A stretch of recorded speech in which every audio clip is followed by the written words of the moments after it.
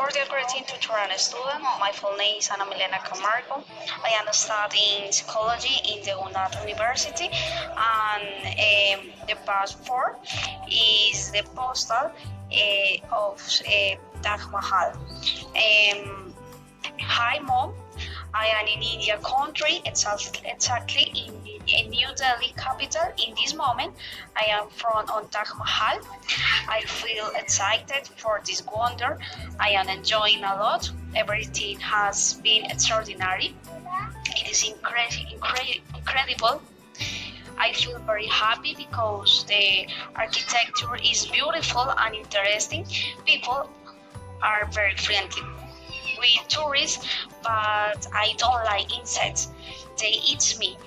But I wear a peacoat. It is a long shirt. In this place, it's not a short pants in woman. I would like that you will be with me. I miss you, mom. Thank you for attention. Bye bye.